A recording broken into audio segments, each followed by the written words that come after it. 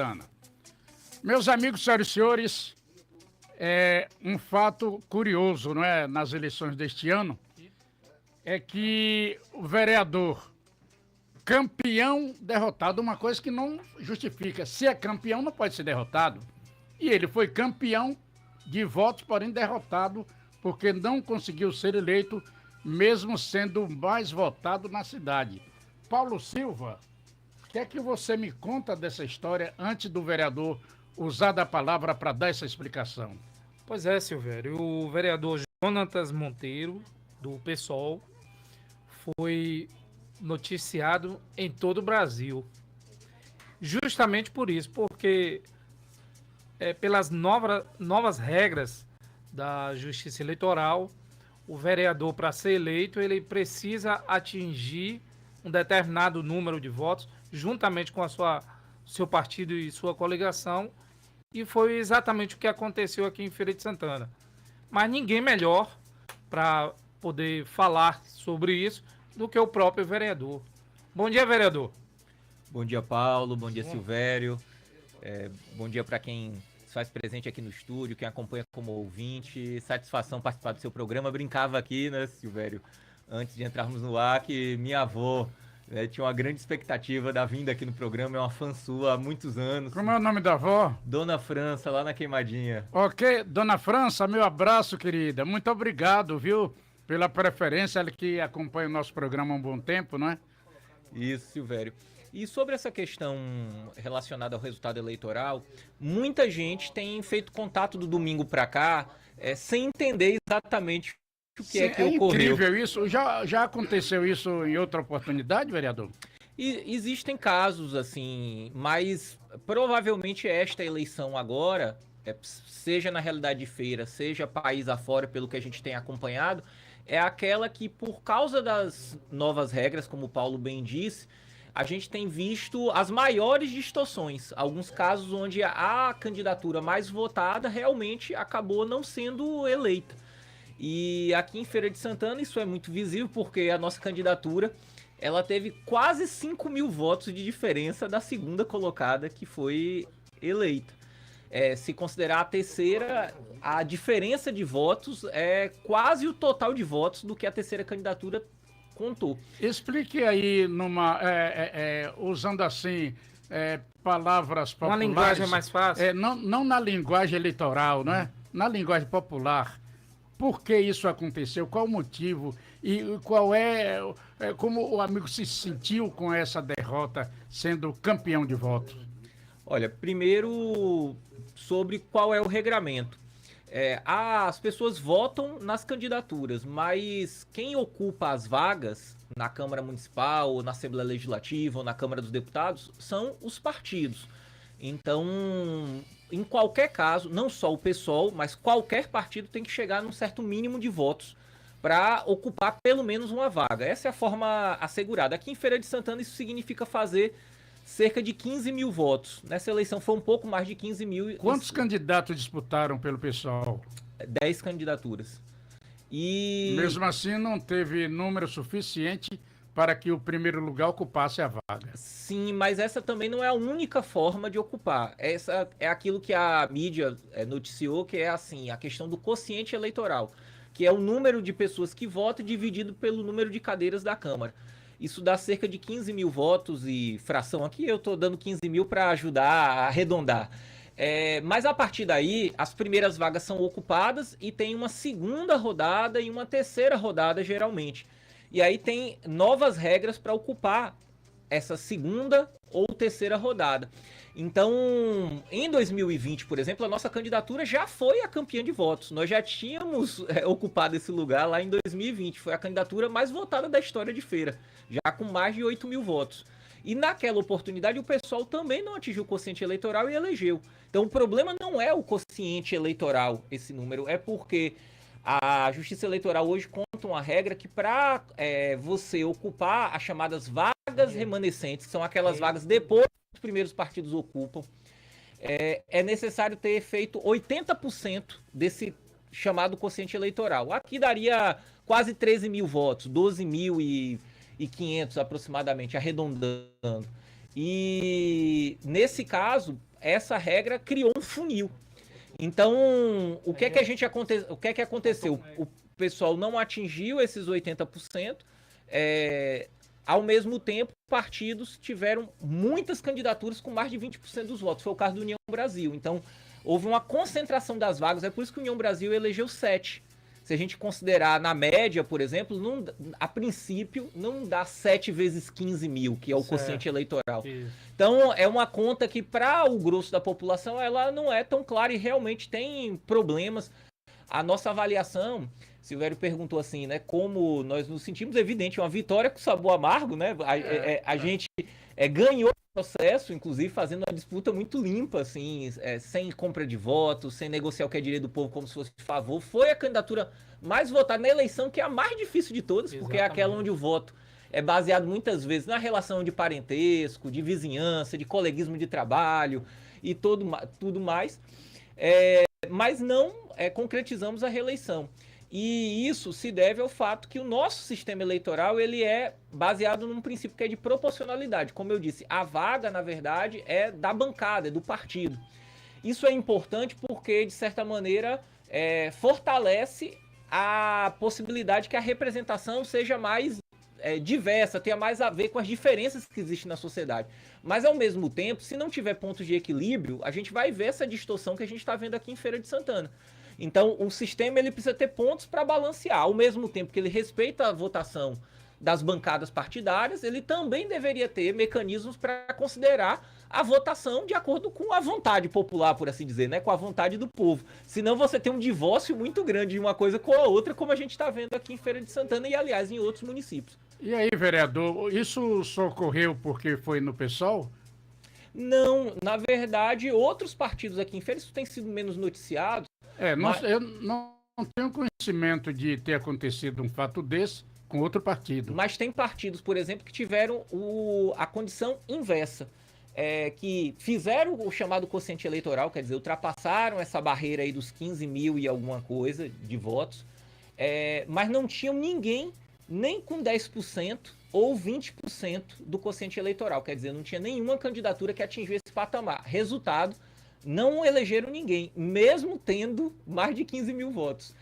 Que é uma outra parte dessas regras que passaram a valer alguns anos. Qual foi o partido?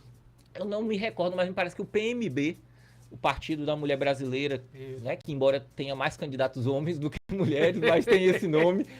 Porque as mulheres não têm muita coragem de enfrentar a luta política, né? Não, eu acho que assim falta o estímulo, na verdade. A coragem até tem, mas é porque o nosso sistema político... Veja, quando apareceu uma candidata à Prefeitura de Feira de Santana?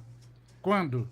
Em 2020 nós tivemos. Marcela Prestes foi pelo pessoal. Mas realmente... Excepcionalmente. Passou essa fase aí, depois dessa candidata, não surgiu mais nenhuma. Não tenho lembrança de antes e depois também não. Mas que culturalmente a gente tem uma sociedade que o machismo se manifesta de várias formas, inclusive na política, né? Tem uma dificuldade das mulheres ocupar certos espaços, mas eu acho que com estímulo certo, com também existindo regras que favoreçam isso, a gente tem uma tendência a uma participação maior. Agora, o PMB, me parece, é um desses partidos que teve uma votação expressiva enquanto partido, mas não cumpriu a outra parte das regras e aí não elegeu nenhuma das suas candidaturas. Então, esse cenário a gente vai acompanhar enquanto o sistema proporcional ele não tiver pontos de equilíbrio que permitam, vou chamar assim, né, uma distribuição mais justa das vagas, ao mesmo tempo que respeite o fato que o voto é um voto coletivo no projeto que o partido defende, também respeite as maiores votações. Ô, vereador, e agora um questionamento que todo mundo quer saber. Qual o futuro político agora de Jonatas Monteiro?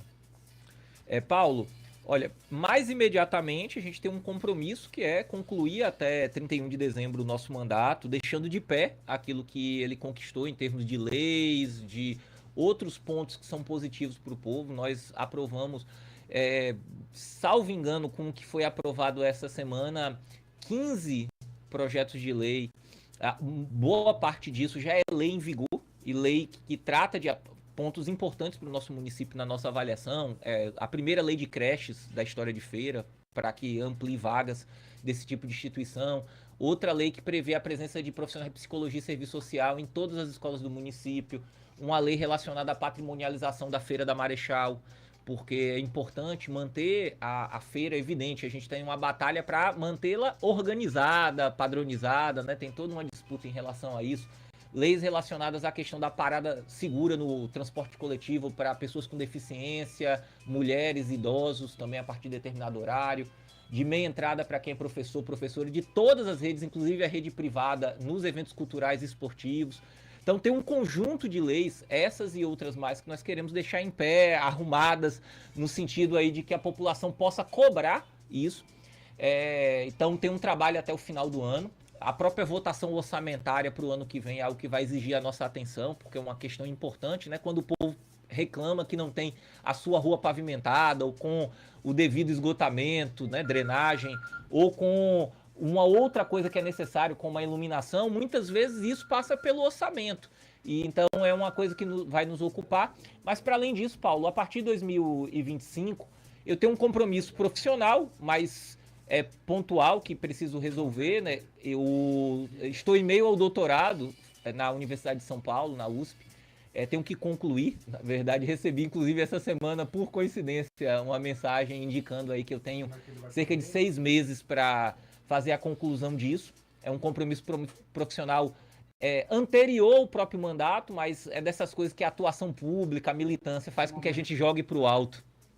E não tenha dúvida que, passado essa circunstância, eu continuo contribuindo para aquilo que é de interesse público, que tem a ver com necessidade social, com as lutas populares no município. Meu engajamento nessas questões não começou com um mandato de vereador e também não termina com o mandato. Então, eu vou continuar tendo militância, atuação do PSOL, né, me envolvendo com aquilo que é causa coletiva aqui em Feira de Santana. É evidente que de um lugar diferente da vereança, mas sem dúvida vou. As pessoas têm falado muito de 2026, nós não temos decisão ainda, mas é muito provável que eu esteja na disputa de 2026 também. Então, mas vou continuar ativo na vida pública do município, não tenha dúvida. E me diga uma coisa, como é que o senhor ouviu, como é que o senhor analisa, qual é o seu ponto de vista sobre a vitória de Zé Ronaldo e a derrota de Zé Neto? Olha, eu acredito que, primeiro, assim, nós temos aí um cenário que é difícil para a oposição, e é importante reconhecer isso, porque nós víamos na rua um nível de insatisfação muito grande com o governo colocado. As pessoas falavam muito assim para mim, feira está entregue, era o que eu ouvia muito, principalmente nas comunidades rurais, nas periferias, tal era a sensação de abandono. Então, obviamente que ainda assim não conseguir superar o grupo que está aí há tanto tempo na prefeitura, traz a necessidade de uma reflexão de onde é que o problema esteve. Eu visualizo que a gente tinha um cenário, pelo menos eu tinha essa expectativa de que fosse mais dividido do que fosse mais parecido com o que Camaçari agora vivencia no segundo turno, que foi uma diferença muito pequena, né, de cerca de 1% dos votos. Quem fez a conta indicou que Zé Neto teria ido para o segundo turno se tivesse pouco mais de 1.000 votos de diferença, provavelmente.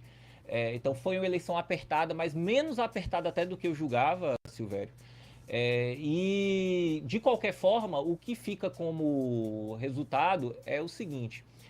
Primeiro, eu digo que o grupo político que está na prefeitura há mais de 20 anos, eles são muito ruins de governo, mas muito bons de eleição. Eles se especializaram em disputar a eleição, usam diversos mecanismos que usam bem, é importante reconhecer. A gente viu obra aí sendo feita, iniciada na semana do processo eleitoral, muito showmício, e principalmente, uma pressão muito grande naquelas pessoas que têm contrato temporário na prefeitura. Isso aí também não é segredo, as pessoas sabem que isso aqui acontece e aconteceu, e aconteceu com muita força nesse processo eleitoral.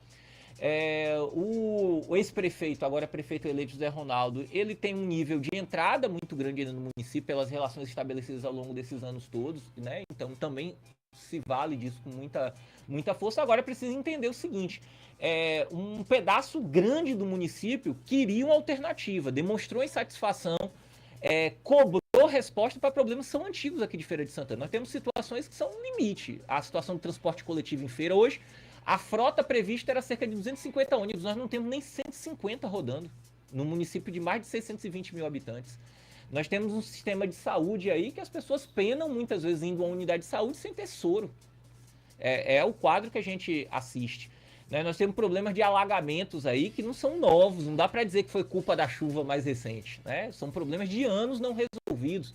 Nós temos um problema viário antigo, agravado em alguns lugares, como áreas de expansão, que é o caso do Sim ali, Artemia Pires, mas não é só na Artemia Pires. Se você for o Papagaio ali, está se reproduzindo uma situação muito parecida agora, né? Muito mais recente, por falta mesmo de planejamento, de atenção. Então, essas e outras questões foram colocadas na eleição, eu acredito que o prefeito eleito, Zé Ronaldo, ele não vai poder ignorar. Então, também o resultado eleitoral não deixa de ser uma afirmação disso.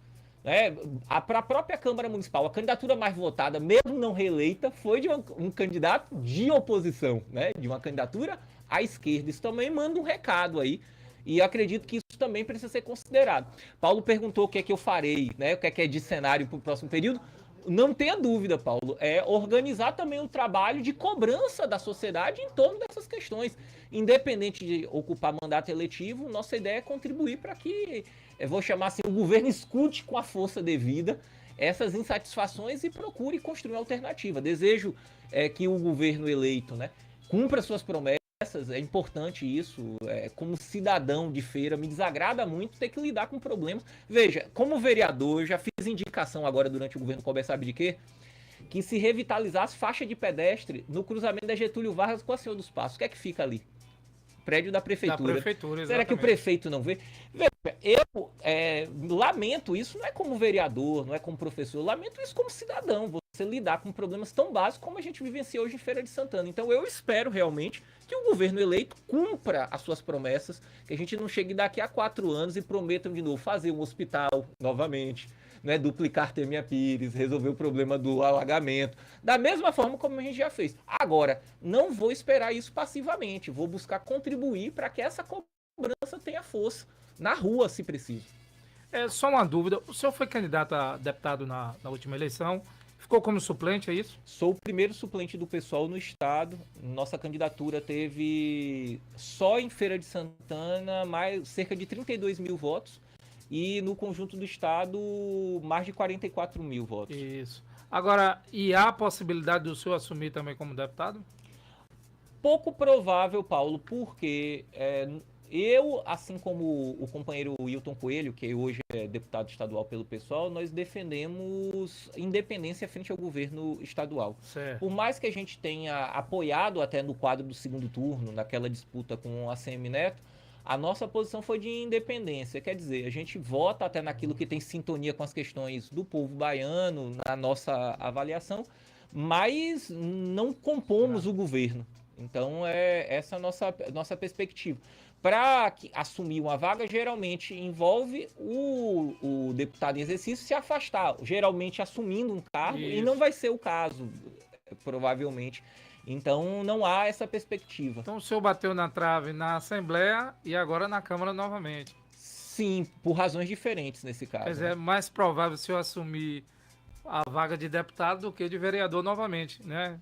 Sim, as pessoas têm, até por isso, falado muito já de 2026, como eu citei, não há uma discussão coletiva, até porque nós acabamos de sair da ressaca de um processo eleitoral, né? Estamos lidando ainda com isso, pensando em como vamos organizar a casa para deixar as coisas organizadas para as lutas aí a partir de 2025, mas não tenha dúvida que essa é uma possibilidade, mas eu vejo que é a partir de enfrentar um processo eleitoral novamente. Bom, então o senhor será candidato a deputado nas próximas eleições? Silvério, como eu disse, isso depende de decisão coletiva no PSOL, mas caminha para isso. Agradecemos a sua visita, a sua presença, as suas respostas e desejamos sucesso na sua carreira política. Muito obrigado por ter vindo ao programa e eu deixo o microfone para as suas considerações finais. Silvério, só quero lhe agradecer a satisfação aqui de vir. Além de tudo, como eu brinquei aqui mais cedo, né? Atender um desejo de longo tempo da minha avó. Recomendação para ela, viu? Pronto, digo sim.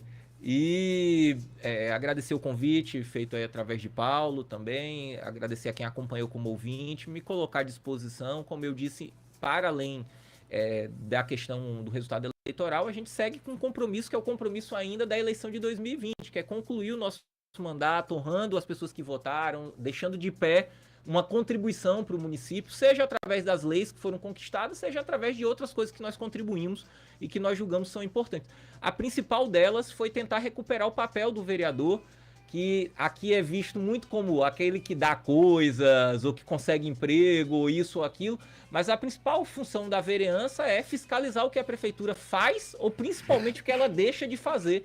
Isso também foi uma contribuição que nós buscamos deixar, vou chamar assim, de pé ao longo desses anos. Então, até dezembro, a gente ainda tem muita luta para fazer e a partir de 2025, com certeza, outras de um lugar diferente do mandato, mas sem dúvida nenhuma também na rua. Ok, falamos então com o vereador Jonatas Monteiro, do PSOL.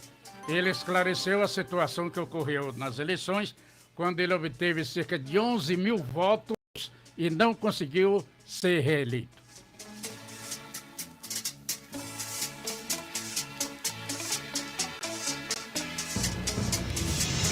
Programa